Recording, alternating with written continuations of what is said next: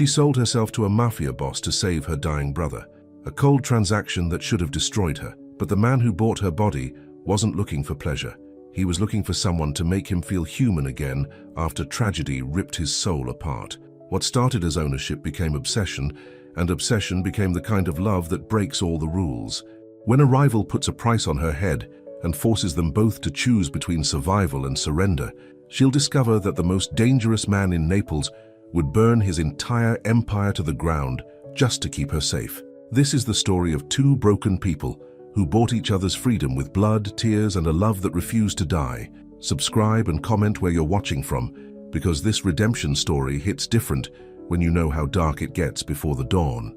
The cafe stinks of burnt coffee and unwashed dishes. Elena wipes down the counter for the third time. Her shift started 12 hours ago. Her feet throb inside worn sneakers. "Table 6 needs water," her boss shouts from the kitchen. Elena grabs the pitcher. Her vision blurs at the edges. She blinks hard and keeps moving. The customers at table 6 are loud and demanding. They order 3 rounds of espresso. Elena delivers each one with a smile that hurts her face. When she finally sits down in the back room, her phone buzzes. A text from the hospital. Payment overdue. Treatment suspended until balance cleared. Elena felt panic claw up her throat. Her hands shake as she opens her wallet. 43 euros. Marco's medication costs 300. The surgery he needs costs 30,000. "Back to work," her boss yells. She stands too fast. The room tilts sideways. Her knees buckle and she hits the floor hard. When she wakes up, her boss is standing over her. His face is red with anger. "You're fired," he says. "I can't have staff passing out during rush hour." Elena opens her mouth to protest. Nothing comes out. She gathers her apron and walks out into the Naples twilight. The streets are crowded and noisy. She walks for an hour without seeing anything. When she reaches the hospital, her brother is asleep in his bed. Marco looks smaller every time she visits. His skin is pale against the white sheets. His breathing sounds thin and painful. Elena sits beside him and takes his hand. It feels cold. "I'll fix this," she whispers. "I promise." But she has no idea how. The next morning, Elena sits in the hospital waiting room. 2 nurses talk near the coffee machine. She hears Luca Moretti's name. "He donated $500,000 for the new wing," one nurse says. "Just wrote a check and walked away." "I heard he's dangerous," the other nurse says. "Mafia connections. Dangerous men with money," the first nurse laughs. "That's Naples for you." Eleanor's breath caught. She pulls out her phone and searches his name. The results make her stomach tighten. Luca Moretti, age 34, business owner, suspected crime boss. Multiple photos from charity events. In every photo, his face is cold and perfect. Dark eyes that show nothing. A jaw that could cut glass. Elena felt scared and desperate in equal measure. She has nothing left to lose. The charity gala is at the Grand Hotel Vesuvio. Elena borrows a black dress from her neighbor. It's too tight and the hem is frayed. She walks through the service entrance carrying a tray of champagne glasses. Nobody stops her. She blends in with the real waitstaff. The ballroom glitters with crystal chandeliers and expensive jewelry. Women in designer gowns laugh with men in tailored suits. The air smells rich. Elena searches the crowd for Luca Moretti. She finds him near the back wall. He's taller than she expected. His suit fits him perfectly. He stands apart from everyone else. His voice was cold when he speaks to the man beside him. Elena moves closer. Her heart pounds so hard she thinks everyone can hear it. She's 3 steps away when a hand clamps on her shoulder. "You don't belong here," a security guard says. She tries to pull away. The guard's grip tightens. The tray slips from her hands. Glass shatters across the marble floor. The ballroom goes quiet. Everyone turns to stare. Elena's eyes found his. Luca Moretti is looking directly at her. His expression doesn't change, but something shifts in his gaze. He sees her, really sees her. Then the guards drag her toward the exit. She lies awake that night in her tiny apartment. Rain hammers against the window. The eviction notice is taped to her door. Elena felt defeated and furious. She opens her laptop and finds Moretti Industries' contact page. Her fingers hover over the keyboard for a long time. Then she starts typing. "Mr. Moretti, my name is Elena Ruiz. You saw me tonight at the gala. I need your help. My brother is dying. The hospital won't treat him without payment. I have nothing to offer except myself. If you're willing to help him, I'll give you whatever you want. Please." She hits send before she can change her mind. The reply comes 2 days later. A single line. Tomorrow, 3 p.m. My office.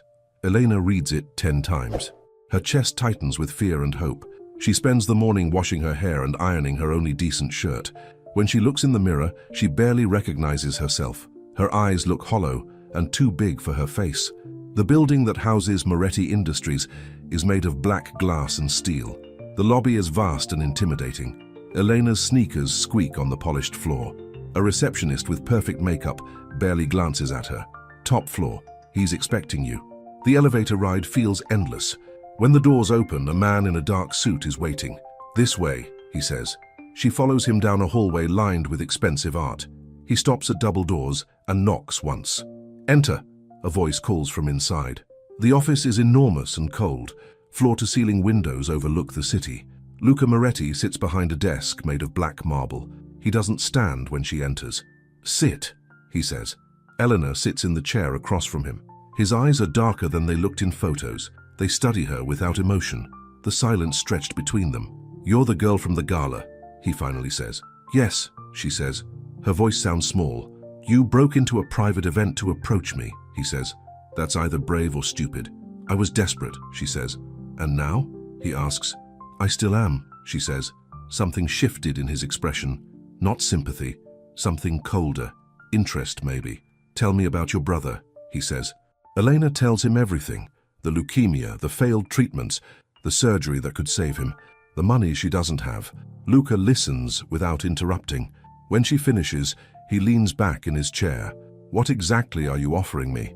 He asks. Elena felt her face burn. Whatever you want, she says. Be specific, he says. His voice was sharp. My body, she whispers. Myself, for as long as you want. And if I want you forever? He asks. She meets his eyes. Then forever. He studies her for a long moment. Then he picks up his phone and makes a call. Transfer 30,000 euros to Naples General Hospital, he says. Patient name Marco Ruiz. Do it now. He hangs up and looks at her again. Your brother's surgery is paid for, he says. Congratulations. Elena's breath caught. Relief crashes over her so hard she almost cries. Thank you, she says. Thank you so much. Don't thank me yet, he says. He stands and walks around the desk. He's even taller up close. You just sold yourself to me. Do you understand what that means? Yes, she says. No, he says. You don't, but you will. He picks up a phone and speaks quietly. Seconds later, the door opens. 2 men in suits enter. Take her to the villa, Luca says. Give her the north bedroom. Tell the staff she's not to leave the grounds. Wait, Elena says. Can I see my brother first? No, Luca says. His voice was final. You belong to me now. When I decide you can see him, you will. The men take her arms gently but firmly. She doesn't resist. She made a deal. Now she has to live with it. The drive to the villa takes 40 minutes. They leave the city behind and follow a coastal road. The ocean stretches dark and endless beside them. Nobody speaks during the drive. Elena sits between the 2 guards and tries to breathe normally. When they arrive, she sees the villa for the first time. It's massive and white with tall windows. Gardens surround it on 3 sides.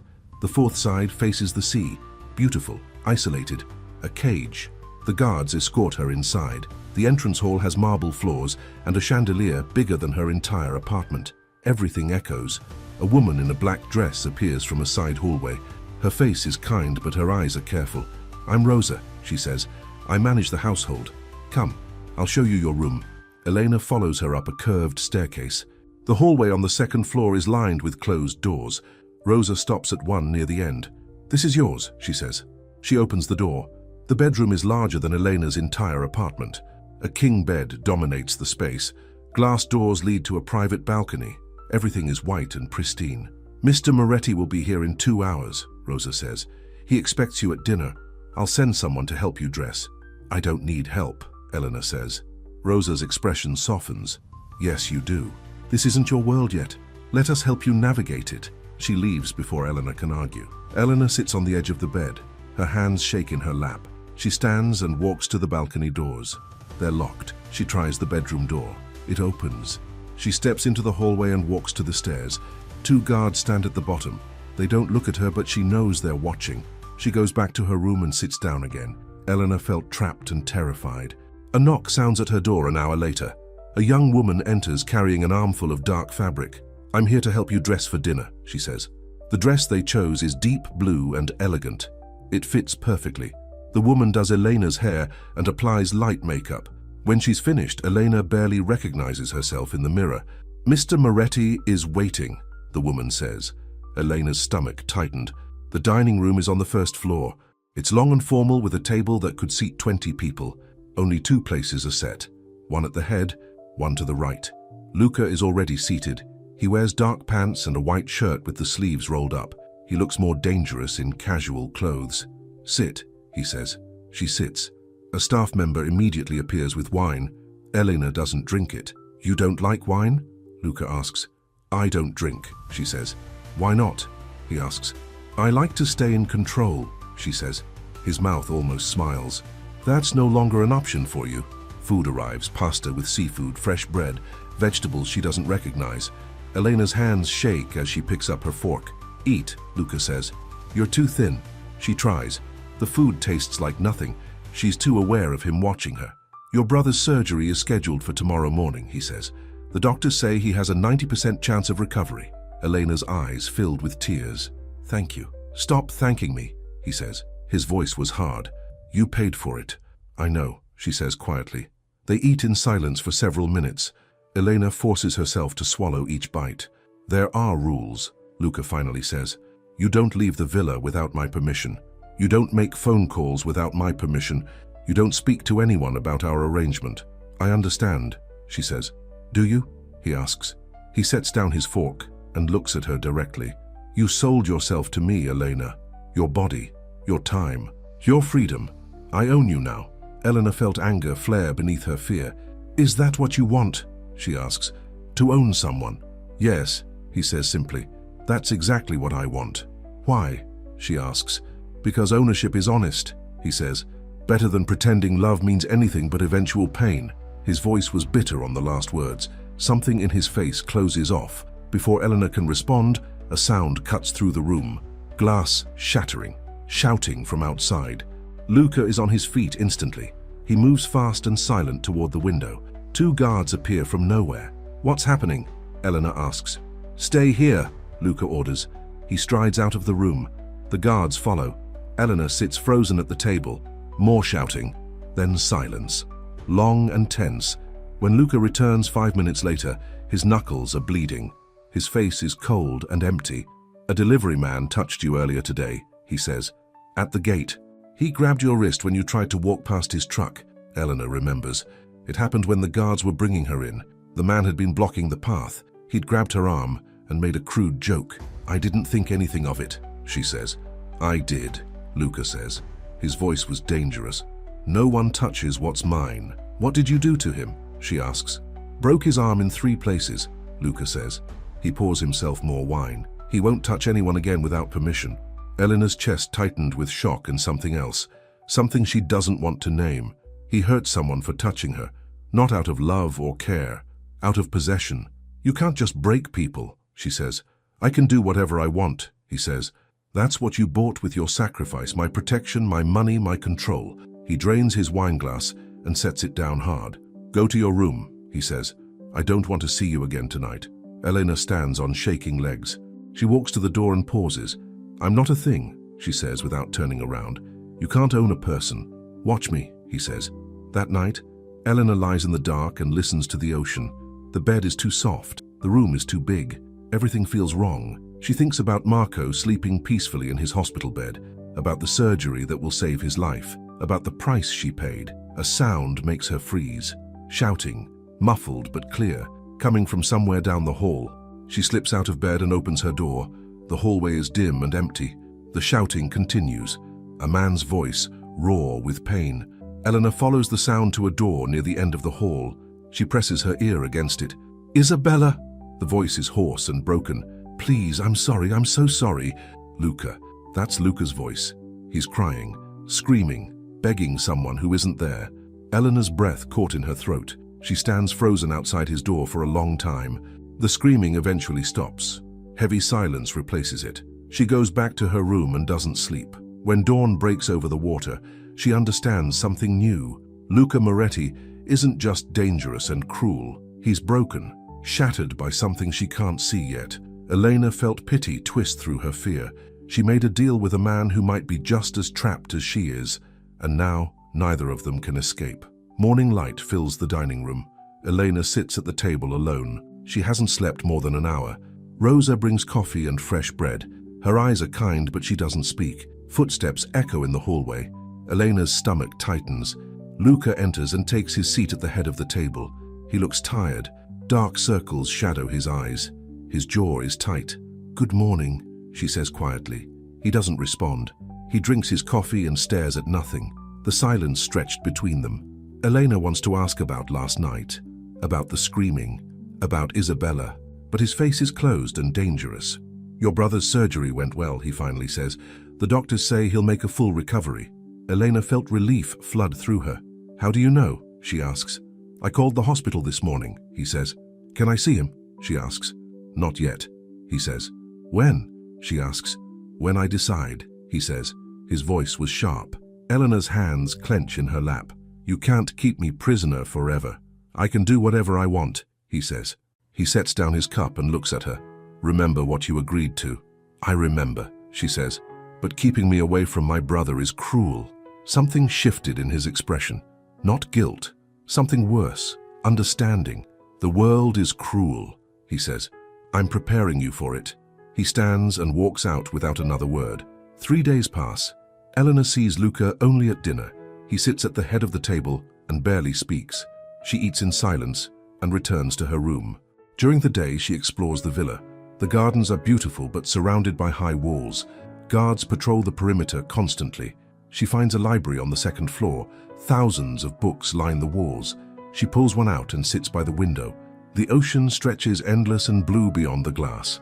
On the 4th day, Rosa brings lunch to the library. She sets the tray down and hesitates. "Mr. Moretti paid for more than your brother's surgery," she says quietly. "He covered all his future treatments, medications, everything." Eleanor's breath caught.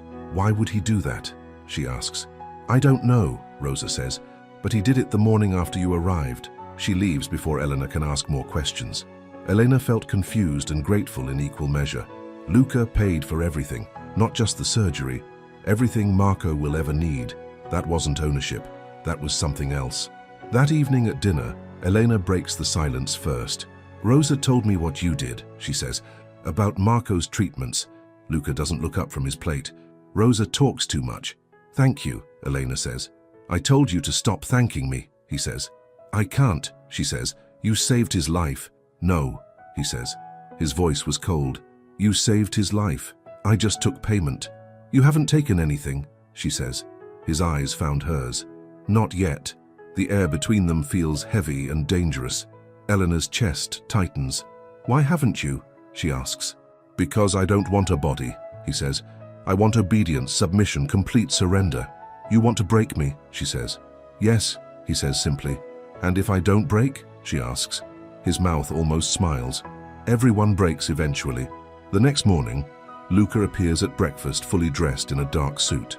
"Get ready," he says. "We're going out." Eleanor's heart jumps. "Where?" "To see your brother," he says. She's upstairs and dressed in 5 minutes. When she comes back down, Luca is waiting by the front door. 2 guards stand behind him. The drive to the hospital is tense and quiet. Elena sits in the back seat beside Luca. His phone buzzes constantly, but he ignores it. When they arrive, he doesn't get out of the car. "You have 30 minutes, he says. "The guards will escort you inside." "You're not coming?" she asks. "No," he says. "Why not?" she asks. "Because hospitals make me uncomfortable," he says. His voice was tight. Elena wants to ask why, but his face tells her not to push. She follows the guards into the building and up to Marco's room. When she opens the door, her brother is sitting up in bed. His face has color again. "Elena!" he shouts. She runs to him and wraps him in her arms. Tears stream down her face. "You look so much better," she says. "The doctors say I can go home soon," Marco says. "They say someone paid for everything. Was it you?" Eleanor's throat tightens. "A friend helped." "What friend?" Marco asks. "We don't have friends with that kind of money." "It's complicated," she says. "But you're safe now. That's all that matters." They talk for 20 minutes. Marco tells her about the surgery, about the nice nurses, about the food that tastes terrible. Elena listens and holds his hand and tries not to cry more. When the guards signal time is up, she kisses Marco's forehead.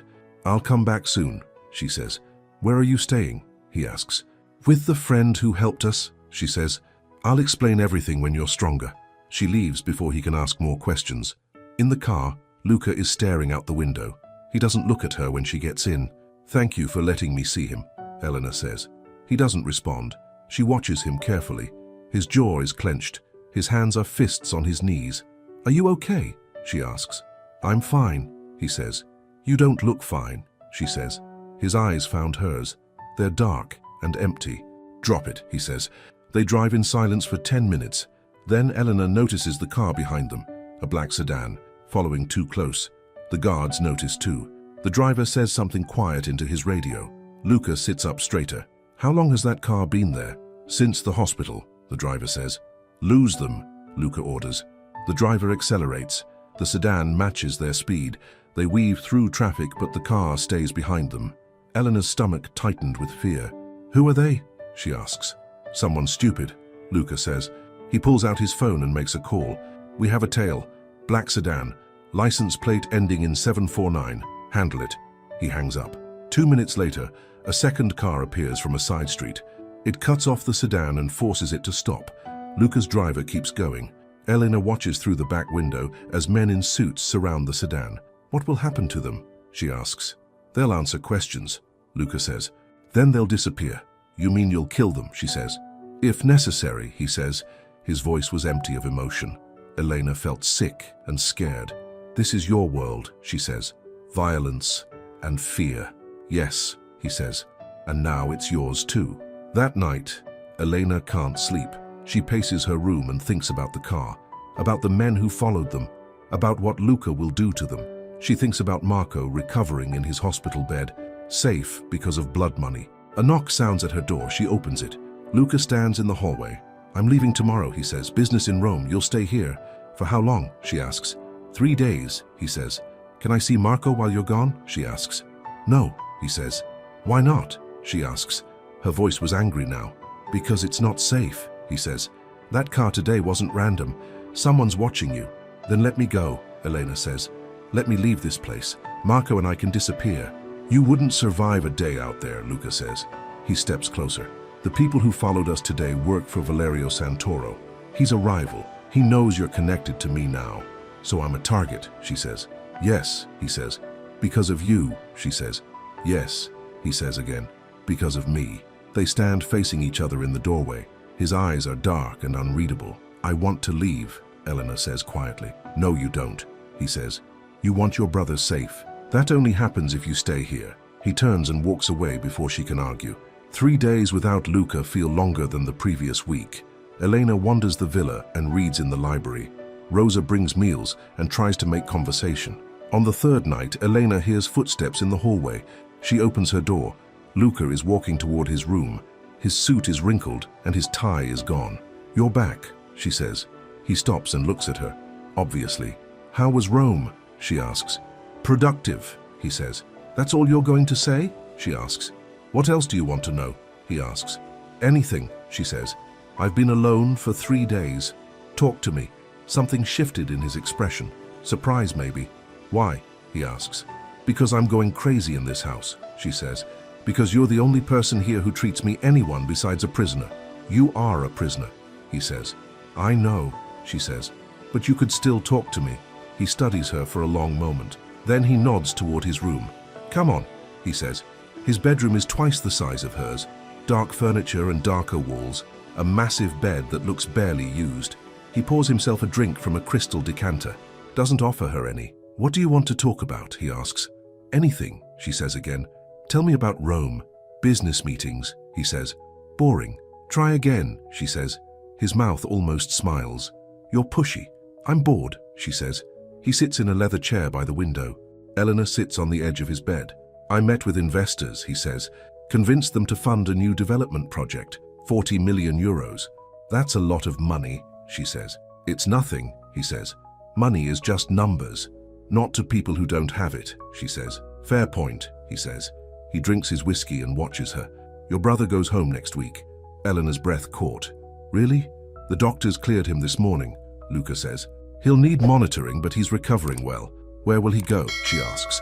Our apartment was condemned. I bought him a new one, Luca says. 3 bedrooms near the hospital. Paid in full. Elena felt tears burn her eyes. Why do you keep doing this? She asks. Because I can, he says.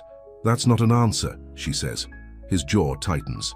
It's the only answer you're getting. She starts joining him for dinner every night. Not because he orders it, because the silence in her room is worse than the tension at the table. One evening he surprises her. Dessert arrives and it's tiramisu, her favorite. How did you know? She asks. Rosa asked you, he says. Last week. Eleanor's chest tightens with something warm. He remembered. He paid attention. Thank you, she says. Stop thanking me, he says, but his voice was softer than usual. They eat dessert in comfortable silence. When Eleanor looks up, she catches him watching her. What? She asks. Nothing, he says. He looks away quickly. A man visits the villa 2 days later. He's tall and dangerous with sharp eyes. He and Luca speak in the study for an hour. When the man leaves, Rosa tells Elena his name, Adrian Vassallo, Luca's right-hand man. That night at dinner, Elena asks about him. He's my oldest friend, Luca says. The only person I trust completely. What did he want? She asks.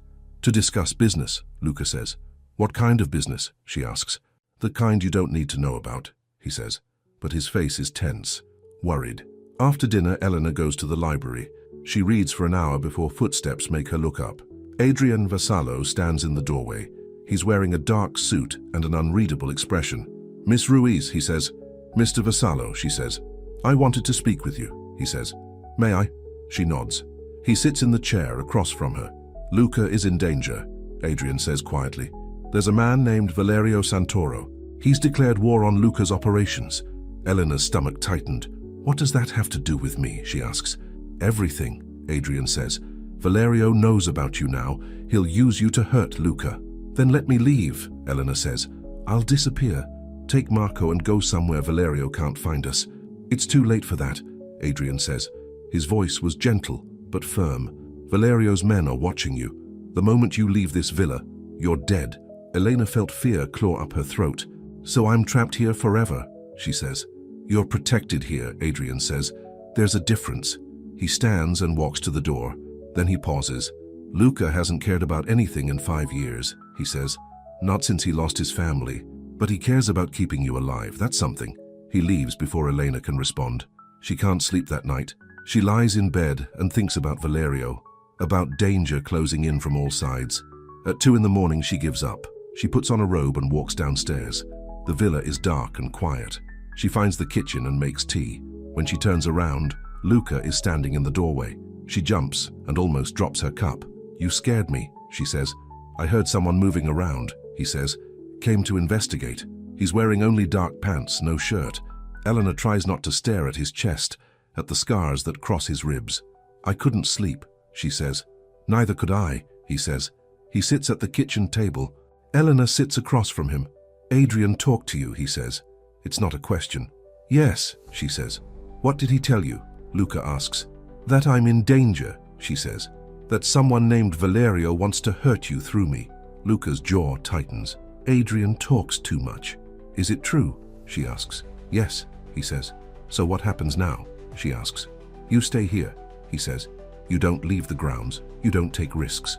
For how long? She asks. Until Valerio is dead, he says. His voice was empty and certain. You're going to kill him, she says. Eventually, he says. They sit in silence. Elena drinks her tea. Luca watches her with dark eyes. Why did Adrian say you haven't cared about anything in 5 years? She asks. Luca's expression closes off immediately. That's not your concern. You lost your family, she says. That's what he meant. Drop it, Luca says. What happened to them? She asks.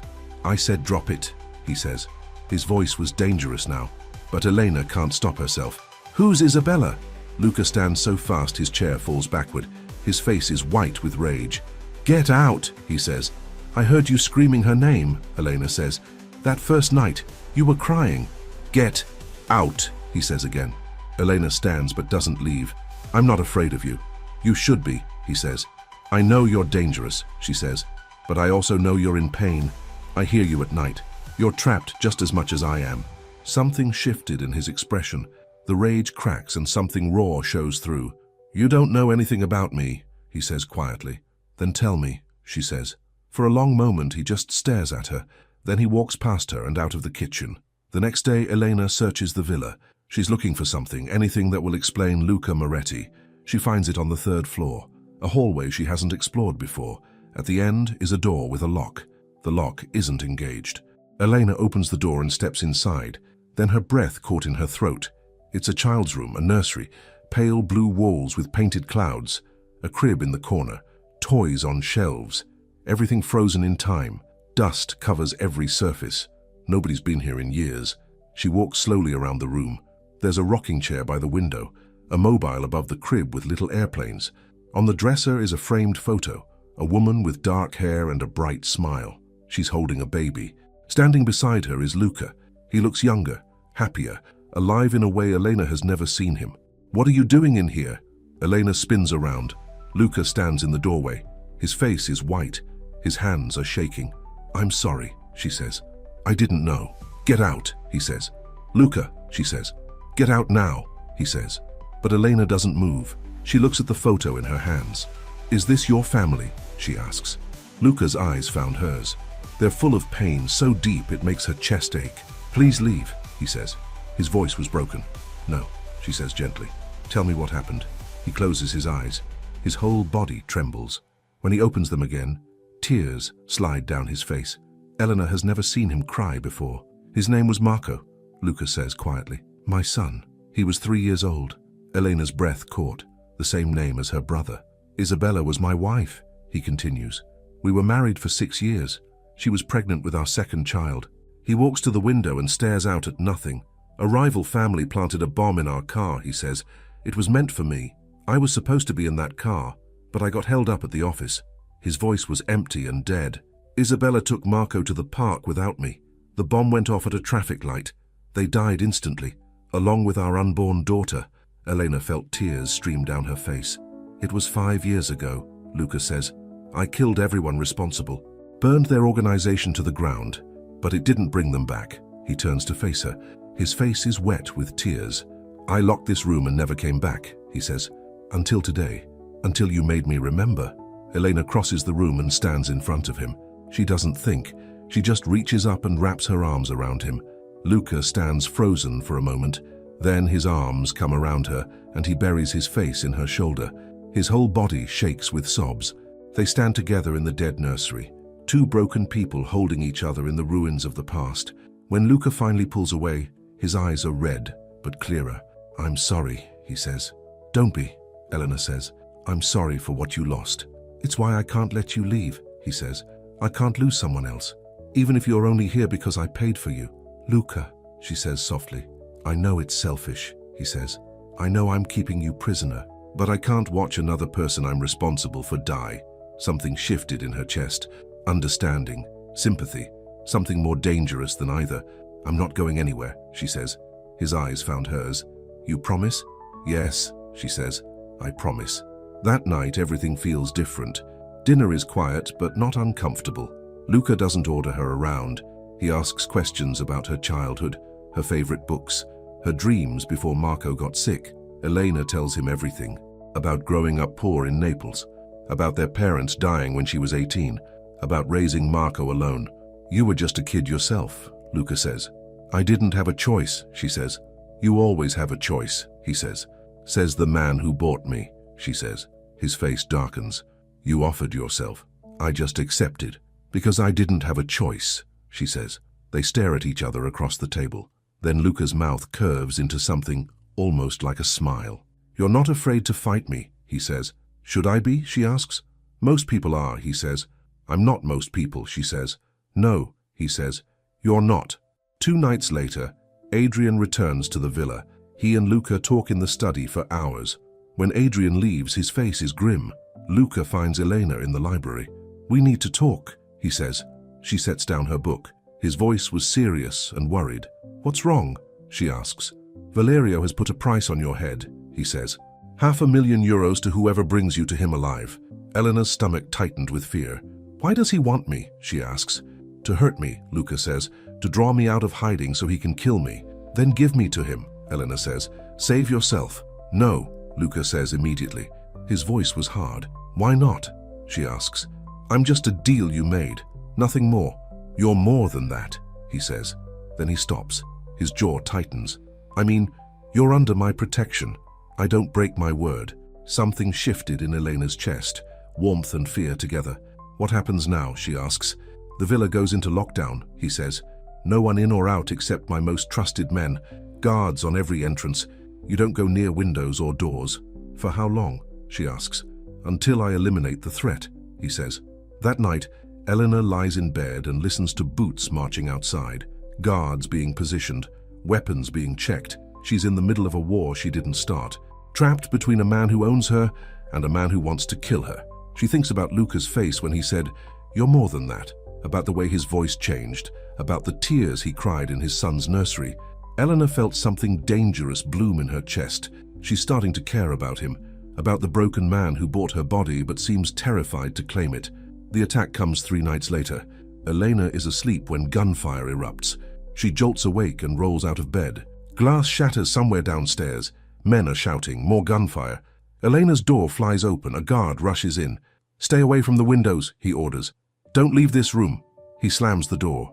Elena crouches on the floor and covers her ears. The gunfire is constant now, loud and terrifying. Footsteps pound in the hallway. Someone screams. The sound cuts off abruptly. Then silence, long and heavy. Elena's breath caught in her throat. The door opens again. Luca stands there. He's wearing all black and holding a gun. Blood stains his shirt, but he's moving fine. "Are you hurt?" he asks. "No," she says. He crosses the room in 3 strides and pulls her to her feet. He checks her face and arms. "You're sure you're not hurt?" he asks again. "I'm fine," she says. "What happened?" "Valerio sent men to breach the villa," he says. "We stopped them." "How many?" she asks. 4 dead, he says. His voice was empty. 2 captured. Elena felt sick. Luca's hands frame her face. He forces her to look at him. "From now on, you stay where I can see you," he says. "You don't leave my sight. Not for a second. Do you understand?" "Yes," she whispers. "Say it," he orders. "I understand," she says. His eyes found hers. They're dark and desperate and full of something she can't name. "I won't let him take you," Luca says. "I won't lose someone else." Elena's hands cover his. "I'm not going anywhere. Promise me," he says. "I promise," she says. He pulls her against his chest. His heart pounds beneath her ear. His arms hold her so tight she can barely breathe, but Elena doesn't pull away. She holds him back just as tightly. 2 people clinging to each other in the aftermath of violence. Neither of them lets go for a very long time. The days after the attack blend together. Luca doesn't let Elena out of his sight. When she eats, he sits across from her. When she reads, he works at the desk nearby. When she sleeps, he stations himself outside her door. Elena felt suffocated and strangely safe at the same time. On the 4th day, she finds him in the library. He's reading documents and drinking coffee. Dark circles shadow his eyes. "When did you last sleep?" she asks. "I'm fine," he says. "You look exhausted," she says. "I said I'm fine," he says.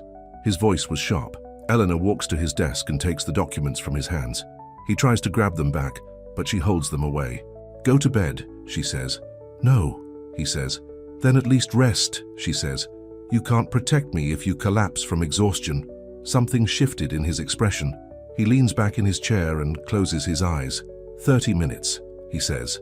Elena sits in the chair across from him. She watches his face relax slowly. His breathing deepens. Within minutes, he's asleep. She stays there for 2 hours, guarding him while he guards her. When Luca wakes, his eyes open slowly. He sees her watching him and sits up fast. "How long was I asleep?" he asks. "Long enough," she says. "You should have woken me," he says. "You needed rest," she says. His jaw tightens. "I need to keep you safe." "I was safe," she says.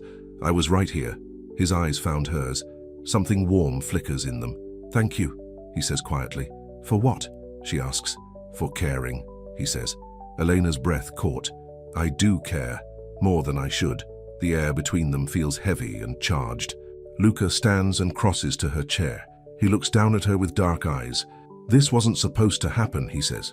"What wasn't?" she asks. "This," he says. "You making me feel things again." "I didn't mean to," she says. I know, he says. He reaches down and touches her face gently. That's what makes it worse. The next morning, Elena wakes to find Luca in her room. He's sitting in the chair by the window, watching her. You're staring, she says. I'm making sure you're safe, he says. I was asleep, she says. Not exactly dangerous. His mouth almost smiles. You're the most dangerous thing in this house. Why? She asks. Because you make me vulnerable, he says. Elena sits up in bed. Her hair is messy and she's wearing an old t-shirt. She doesn't care how she looks right now. Vulnerability isn't weakness, she says. In my world it is, he says. Then maybe your world is wrong, she says. He stands and walks to the door. Get dressed, I want to teach you something. 30 minutes later, they're in the villa's basement. It's been converted into a training room. Punching bags and weapons line the walls. You need to know how to defend yourself, Luca says. Why? Elena asks. Because I won't always be there to protect you, he says. He shows her basic strikes, how to make a proper fist, where to aim for maximum damage. His hands guide hers patiently. When she lands a solid punch on the bag, he nods approval. Good, he says. Again. They train for an hour. Elena's arms burn and sweat drips down her back, but Luca doesn't let her stop. One more, he says. Make it count. She hits the bag as hard as she can. Her knuckles throb. Better, Luca says. He hands her water. You're stronger than you think. I had to be, she says. For Marco. Not just for him, Luca says. For yourself too. Elena drinks the water and watches him. He's wearing a black t-shirt that shows his arms. Scars cross his skin in thin white lines. How did you get those? She asks. Years of fighting, he says. Do they hurt? She asks. Not anymore, he says. They're just reminders. Of what? She asks. That I survived, he says. His voice was quiet. That evening, Elena makes coffee in the kitchen. She learned how he likes it. Strong and black with 1 sugar. She brings 2 cups to the library. He's at his desk again, always working. Here, she says. He looks up surprised. You made this? It's just coffee, she says. He takes a sip and something shifts in his expression, almost pleasure. You remembered how I take it, he says. I pay attention, she says. So do I, he says. He reaches into his desk and pulls out a box. This is for you. Elena opens it. Inside is a simple silver bracelet, delicate and beautiful. Luca, she says. I can't accept this. Why not? He asks. Because it's too much, she says. It's nothing, he says. I wanted you to have it. Elena's chest tightens with emotion. She slips the bracelet on. It fits perfectly. Thank you, she says. Stop thanking me, he says. But his voice was soft. They drink coffee together in comfortable silence. Outside the window, the ocean turns gold in the sunset. Elena felt something dangerous and wonderful bloom inside her. She's falling for him, for the broken man who bought her but gave her brother life, for the monster who cries in his sleep, for the killer who makes her coffee the way she likes it. Adrian visits again 2 days later. His face is grave when he enters the study.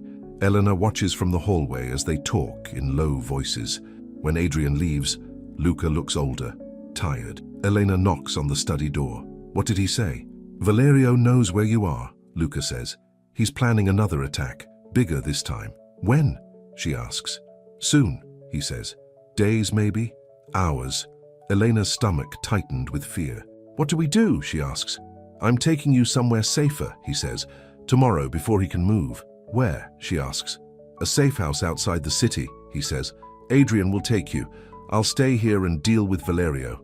No, Elena says immediately. This isn't a discussion, Luca says. You can't fight him alone, she says. I've fought worse, he says. His voice was hard. And if you die, she asks. Then you'll be free, he says. Elena crosses the room and stands in front of his desk. Her hands shake, but her voice is steady. I don't want to be free if it means losing you, she says. His eyes found hers. They're dark and full of pain. Elena, he says quietly. I mean it, she says. Don't go after him, please. I have to, he says. He won't stop until one of us is dead. Then we'll disappear, she says. Take Marco and leave. Start over somewhere Valerio can't find us.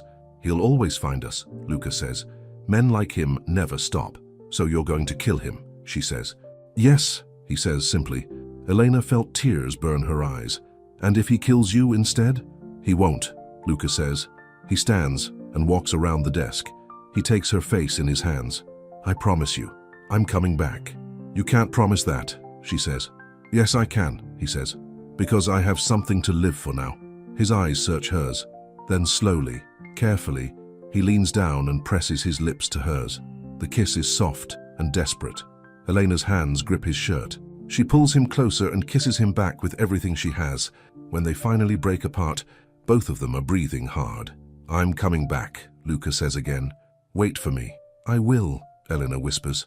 Just come back alive. The next morning, Luca leaves before dawn.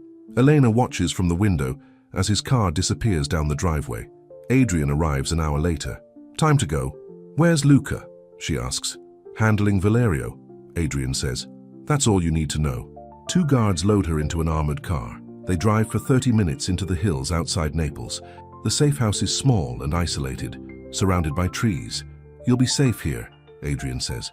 Guards are posted outside. Don't leave the house for any reason. How long? She asks. Until Luca sends word, Adrian says. He leaves her there with 2 guards.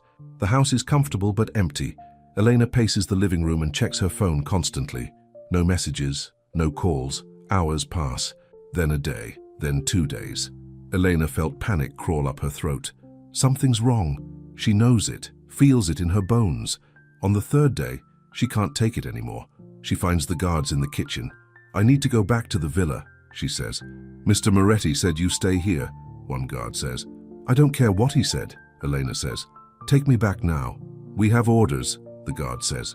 Elena felt anger flare hot and bright.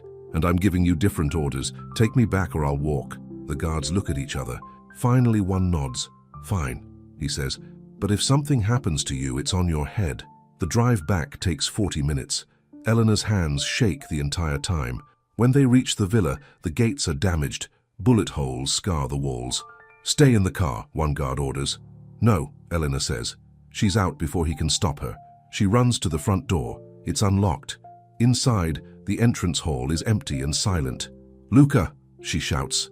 No answer. Eleanor's breath caught in her throat.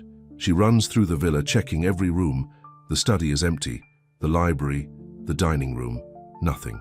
She's about to check upstairs when a voice stops her cold. Looking for someone? Eleanor spins around. A man stands in the doorway. He's tall with grey hair and cold eyes. 3 armed men flank him. Valerio Santoro. Where is he? Eleanor asks. Her voice was shaking. You're Luca. Valerio smiles. Bleeding out in a warehouse across the city. 5 men ambushed him 2 hours ago. Elena felt the world tilt sideways. You're lying, she says. Am I? Valerio asks. He pulls out his phone and shows her a photo. Luca on the ground, blood spreading across his chest, his eyes closed. Elena's legs give out. She falls to her knees. Don't worry, Valerio says. You'll see him soon, right before I kill you both. He nods to his men. They grab Elena's arms and drag her upright. Let me go, she screams. Not a chance, Valerio says. You're my insurance policy. When Luca comes for you, I'll be waiting. They drag her toward the door. Elena fights as hard as she can. She screams and kicks and claws. One of the men hits her across the face. Pain explodes through her skull. Her vision goes dark at the edges. The last thing she hears is Valerio's voice. Take her to the warehouse. Let's finish this. Elena wakes in darkness. Her head throbs. Her wrists are bound behind her back. She's sitting on cold concrete. She blinks until her eyes adjust. She's in a large empty space, a warehouse. Dim light filters through high windows. Across the room, she sees him. Luca. He's chained to a metal chair. Blood stains his shirt. His head hangs forward. Luca! Elena calls. Her voice was hoarse. His head lifts slowly. When he sees her, his eyes widen. Elena, he says. No. God, no. I'm sorry, she says. I shouldn't have come back. You should have stayed safe, he says. His voice was rough with pain. That was the whole point. I couldn't, she says. I had to know you were alive. I'm alive, he says, but not for long. Footsteps echo through the warehouse. Valerio appears from the shadows. He's smiling. Awake already? He says to Elena. Good. I want you conscious for this. What do you want? Luca asks. His voice was cold despite his injuries. Your empire, Valerio says. Your territory. Your life. In that order. Let her go, Luca says. This is between us. No, Valerio says. She's part of you now. Killing her will hurt you more than any bullet. He pulls out a gun and points it at Elena. She stares at him without flinching. Elena felt fear and rage in equal measure. "Do it," she says. "But he'll still kill you." Valerio laughs.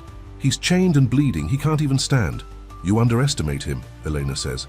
"And you overestimate love," Valerio says. He pulls back the hammer. "Any last words?" Elena looks at Luca. His eyes are on her. Dark and desperate and full of everything he's never said. "I love you," she says clearly. Luca's breath caught. "Elena, I love you," she says again. "And I don't regret anything." Valerio's finger tightens on the trigger. Time seems to slow down.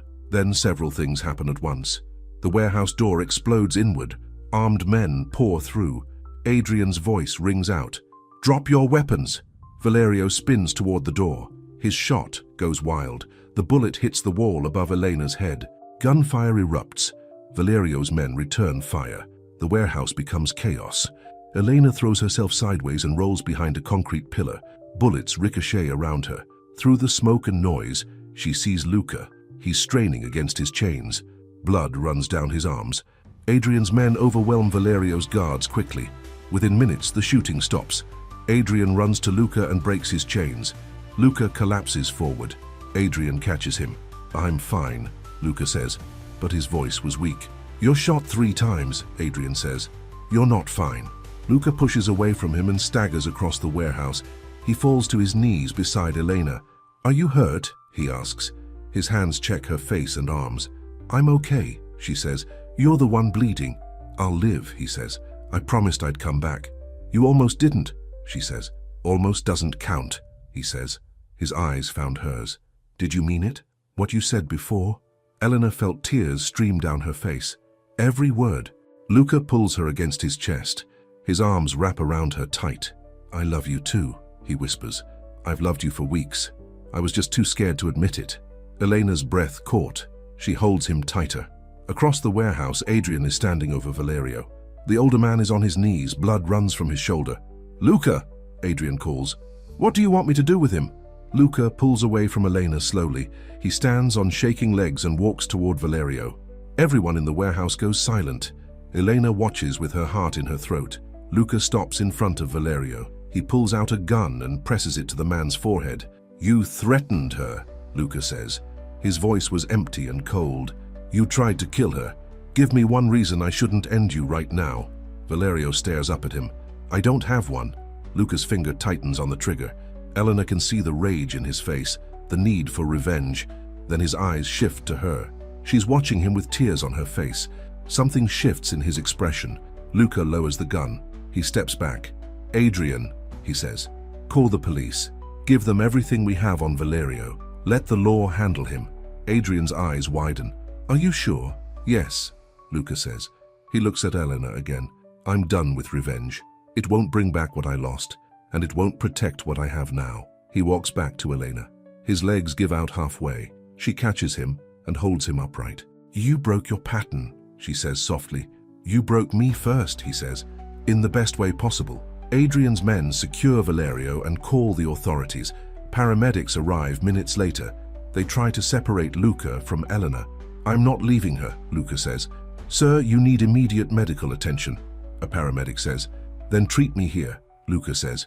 His voice was final. They compromise. Luca sits on a gurney while they work on his wounds. Elena holds his hand the entire time. "You're insane," she says. "I know," he says. "You could have died," she says. "But I didn't," he says, "because I had something to live for." His eyes found hers. They're dark and certain and full of love. "You saved my life, Elena," he says. "You brought me back from the dead." "We saved each other," she says. The ambulance takes them both to the hospital. Luca needs surgery for his wounds. Elena refuses to leave his side. "You need rest," a nurse tells her. "I'll rest when he's out of surgery," Elena says. The nurse doesn't argue. She brings Elena coffee and a blanket. The surgery takes 4 hours. Elena paces the waiting room the entire time. Adrian sits nearby, watching her. "He's going to be fine," Adrian says. "You don't know that," Elena says. "Yes, I do," Adrian says. "He's survived worse, and now he has a reason to keep surviving." Elena's chest tightens. "What happens after this?" "What do you mean?" Adrian asks. "Our arrangement," she says. "He bought me to save my brother.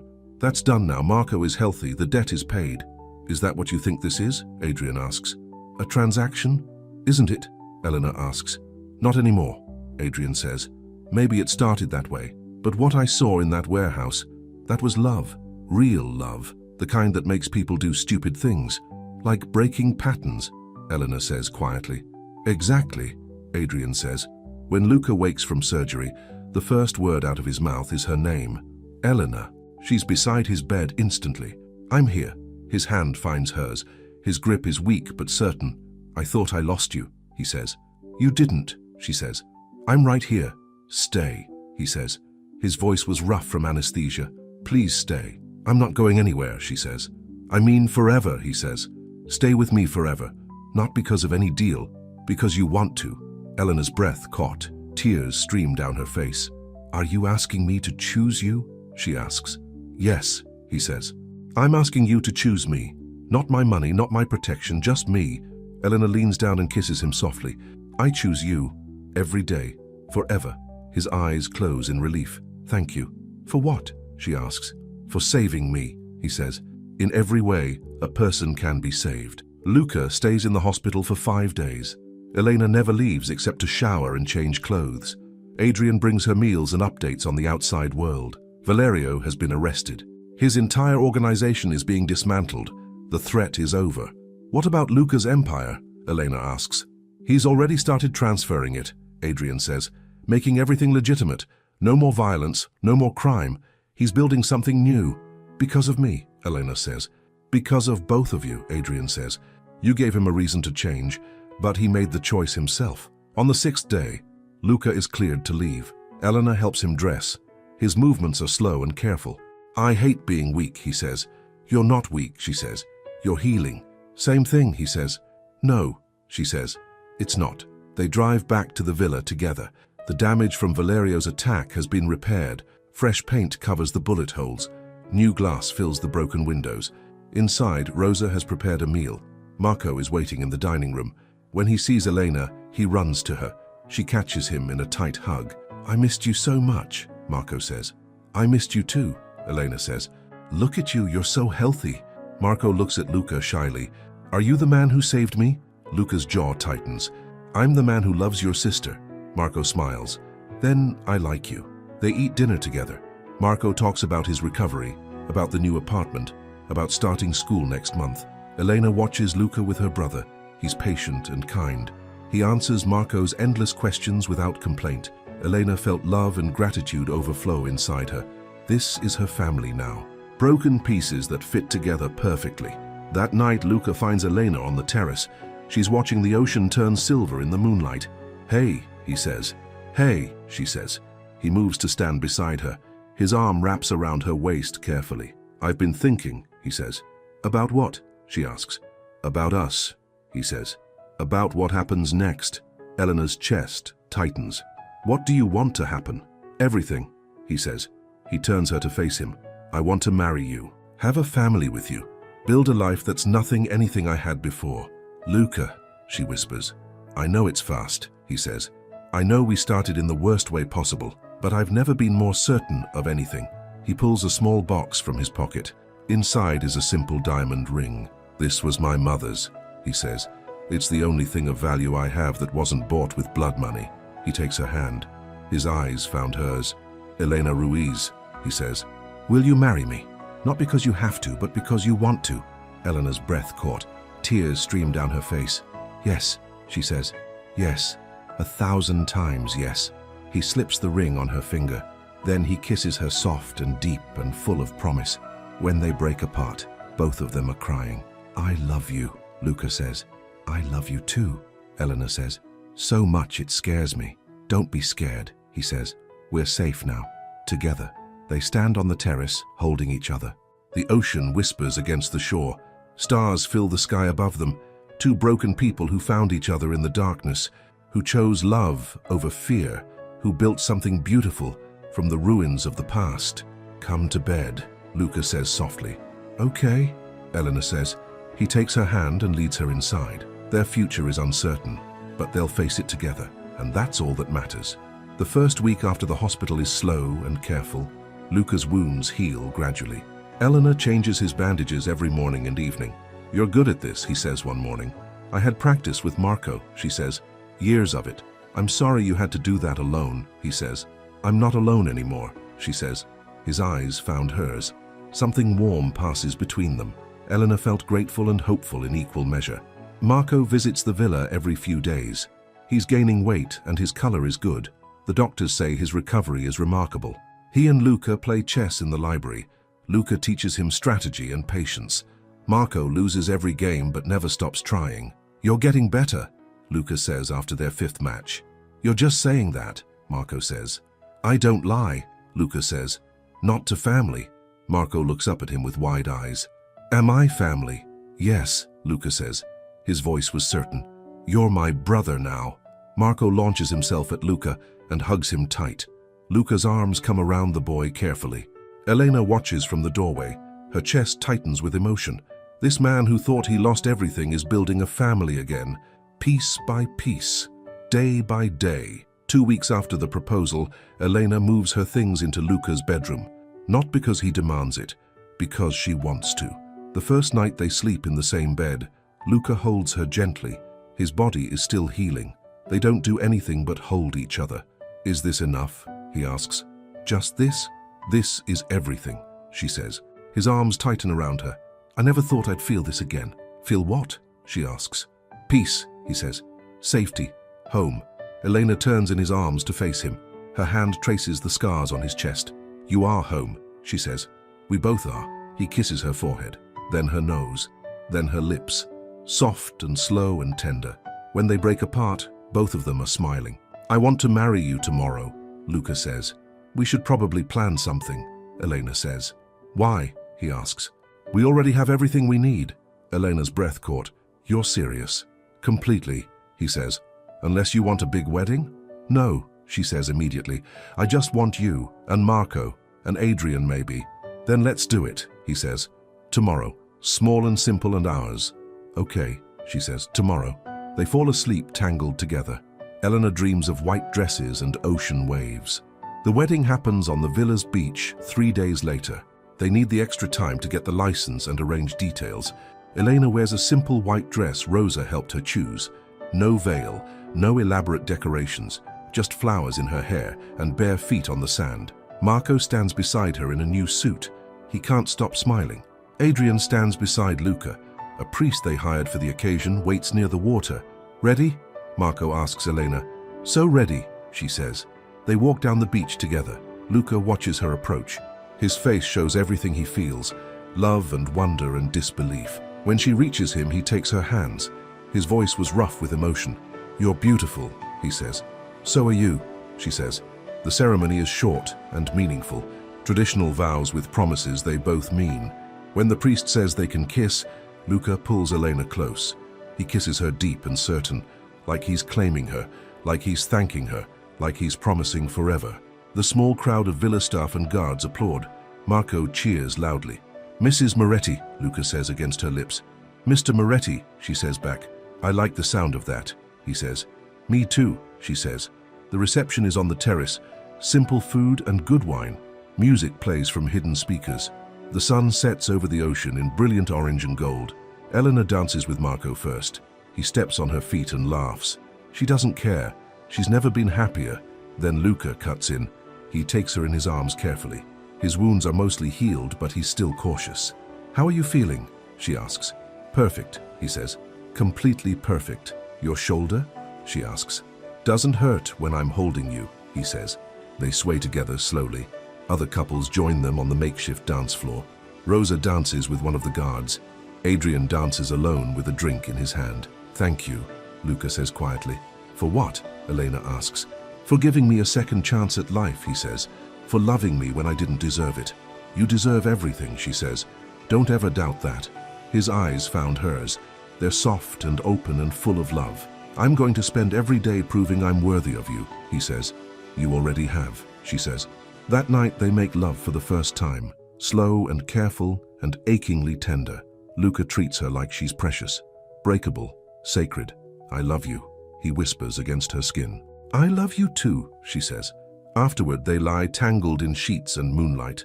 Elena traces patterns on his chest. His fingers run through her hair. "Are you happy?" he asks. "Happier than I knew was possible," she says. "Me too," he says. His voice was full of wonder. "I didn't think I could feel this way again." "Isabella would want you to be happy," Elena says softly. Luca's chest tightens under her hand, but he doesn't pull away. "I think she would have liked you," he says. "She always wanted me to find peace." "Do you have peace now?" Elena asks. "Yes," he says. "With you. Because of you." They fall asleep wrapped around each other. Two people who found home in the ruins of loss. The weeks that follow are quiet and beautiful. Luca continues transferring his businesses into legitimate operations. He meets with lawyers and accountants constantly. Elena starts taking online classes. She wants to finish the degree she abandoned when their parents died. "You don't have to work," Luca says one evening. "I want to," she says. "I want to build something that's mine." "Then do it," he says. "I'll support whatever you want." Marco moves into the villa full-time. His apartment sits empty while he recovers completely. He fills the house with noise and laughter. Elena felt her heart expand with joy. This is what family should be. Love without conditions. Safety without fear. Hope without limits. 3 months after the wedding, Elena wakes up feeling sick. She barely makes it to the bathroom before vomiting. Luca appears in the doorway immediately. "What's wrong?" "I don't know," she says. "Maybe something I ate?" But it happens again the next morning, and the morning after that. Rosa finds her in the kitchen one afternoon. "How long have you been sick in the mornings?" "About a week," Elena says. Rosa smiles knowingly. "Have you taken a test?" Elena's breath caught. "You think I'm pregnant?" "I think it's possible," Rosa says. That evening, Elena buys 3 pregnancy tests. She takes them in her bathroom with shaking hands. All 3 are positive. She sits on the bathroom floor and cries. Happy tears, scared tears, overwhelmed tears. Luca finds her 20 minutes later. "Elena, what's wrong?" She holds up the tests without speaking. His face goes completely blank, then white, then something else, something bright and terrified and hopeful. "You're pregnant," he says. It's not a question. "Yes," she whispers. He drops to his knees beside her. His hands frame her face. His eyes are wet with tears. "Are you happy?" he asks. His voice was shaking. "Yes," she says. "Are you?" "I'm terrified," he says honestly. "But yes, God, yes, I'm so happy." He pulls her into his arms and holds her tight. Both of them cry together on the bathroom floor. "I'm going to be a father again," he says against her hair. "You're going to be amazing," she says. "I don't know if I can do this," he says. "What if something happens? What if I lose you? What if I lose the baby?" Elena pulls back to look at him. "We can't live in fear. We have to trust that we'll be okay." "How?" he asks. "Together," she says. "We do it together." His forehead rests against hers. Together. The pregnancy is smooth and healthy. Elena sees doctors every few weeks. Luca attends every appointment. He asks a million questions and takes detailed notes. Marco is ecstatic about becoming an uncle. He talks to Elena's stomach constantly, telling the baby stories and jokes. "You're going to love it here," Marco tells her belly. "Uncle Marco will teach you everything." "Uncle Marco needs to finish his homework," Elena says. Luca laughs. The sound is becoming more common, more natural. He's learning to be happy again. One evening, Elena finds him in the nursery. He's standing in the doorway of the room that used to belong to his son. "Are you okay?" she asks. "I need to redo this room," he says. "Make it new, for our baby. We can do that together," she says. "I want to keep one thing," he says. He walks to the dresser and picks up the photo, his late wife and son. "Is that okay?" "Of course," Elena says.